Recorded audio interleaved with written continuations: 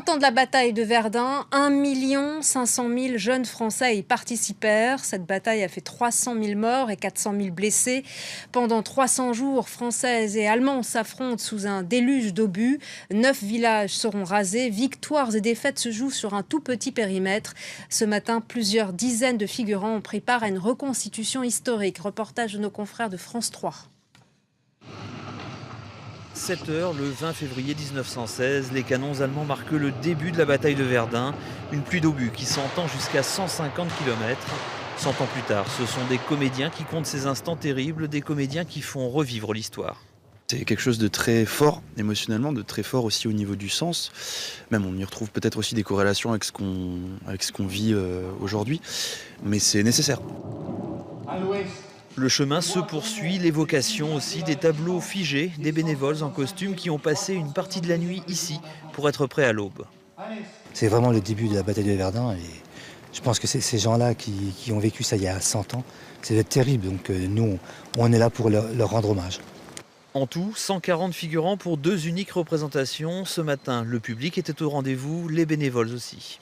Beaucoup de bénévoles se sont inscrits rapidement parce que c'est un haut lieu de l'histoire, parce que c'est le centenaire, y compris des bénévoles qui sont venus spécialement d'Allemagne et qui portaient les uniformes de leurs ancêtres et qui ont participé tout au long de cette tranchée entre le PC du colonel Drian et le lieu d'inhumation de Drian et de quelques-uns de ses hommes. Cette évocation marque le début des commémorations. Quant aux bénévoles, allemands comme français, ont anticipé l'armistice dès la fin de la représentation. Santé. Bonjour Jean-Pierre Thurberg, vous êtes l'auteur de ce livre, Les 300 jours de Verdun aux éditions Italiques. Alors d'abord, pourquoi Verdun est un tel symbole de la Grande Guerre ? Je crois que Verdun réunit toutes les conditions pour remplir les 3 unités, l'unité de lieu, l'unité de temps, l'unité d'action chère au théâtre classique. Verdun était une espèce de champ clos, une espèce de ring de petite taille sur lequel se sont affrontés pendant 300 jours et 300 nuits 2 armées seulement, les Français et les Allemands. Et c'est devenu petit à petit le symbole de la résistance du Français ou des Français à l'envahisseur allemand. Mais on disait tenir le front. Il fallait tenir, ils ne passeront pas, disait-on, et ils n'ont pas passé, ce qui a été le cri de victoire après la résistance incroyable de cette place sous un déluge de feu qu'on n'avait jamais connu jusque-là. Votre reportage disait qu'on entendait les détonations des obus à 300 km de là. On a des témoignages d'officiers et de soldats qui étaient sur le front des Vosges, donc fort loin, et qui ont entendu distinctement les échos de cette bataille qui n'avait aucun précédent dans l'histoire. Et quel rôle a joué la bataille de Verdun dans le cours même de la guerre ? C'est toujours difficile à dire. Pratiquer l'Uchronie, c'est toujours un genre littéraire risqué. On ne peut pas du tout savoir ce qui se serait passé si Verdun n'avait pas tenu. Ce qui est certain, c'est que Verdun était un symbole et qu'on doit défendre les symboles. D'ailleurs, l'état-major et les politiques, totalement unanimes, étaient absolument d'accord pour dire que Verdun ne devait pas tomber. Verdun était riche d'une histoire, les 3 évêchés, tout le monde a appris ça en histoire. Et Verdun est devenu rapidement ce symbole de la France qui tient. Et l'artillerie pourtant allemande était en grande supériorité par rapport à l'artillerie française. Comment expliquer ce retournement de la situation ? Il n'y a pas vraiment eu de retournement. Il y a eu, disons, une surprise pour les Allemands qui, le 21 février, après cette préparation d'artillerie absolument terrible, pas très longue parce qu'elle n'a duré qu'une journée, plus tard, dans la même guerre, on aura des préparations d'artillerie qui dureront une semaine.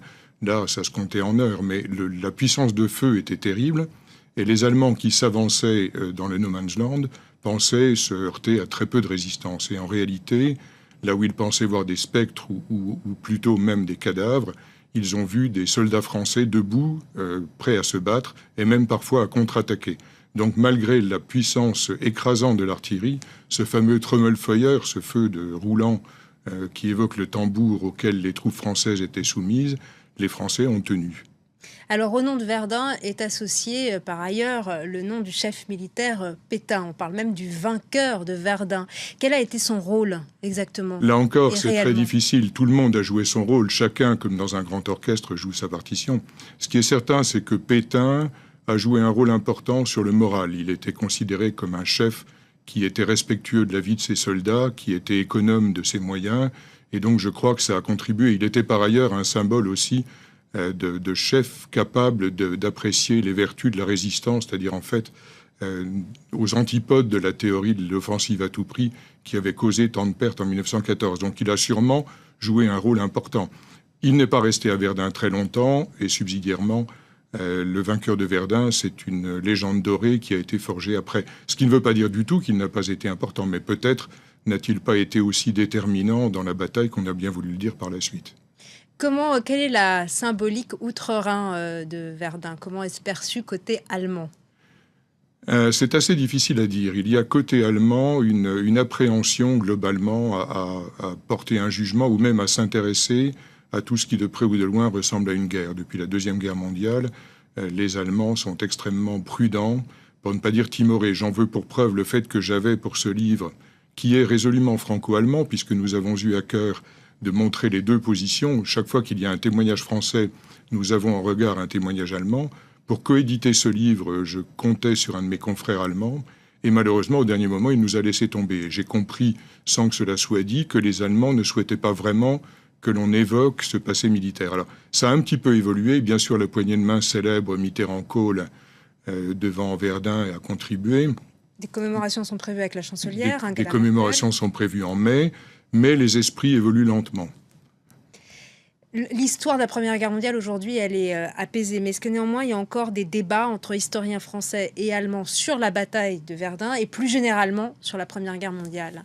Sur la bataille de Verdun, il y a sûrement des petits débats sur des points de détail. Je crois que globalement, tout le monde est à peu près d'accord. On a pendant longtemps cru sur parole Falkenhayn, le commandant en chef des armées allemandes, qui prétendait, quelques mois après le déclenchement de l'offensive, qu'il avait voulu passer l'armée française au hachoir, qu'il voulait en fait saigner à blanc l'armée française. C'est une thèse à laquelle beaucoup s'étaient ralliés. Il y a eu des débats là-dessus.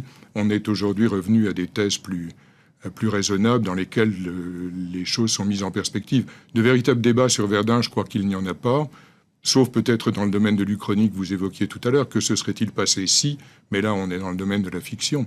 Des débats sur la Grande Guerre, oui, il en reste évidemment, ne serait-ce que sur des questions qui sont politiquement sensibles, comme le pacifisme ou comme les fusillés, qui sont un sujet sur lequel on a beaucoup glosé, à juste titre, parce que ça le mérite.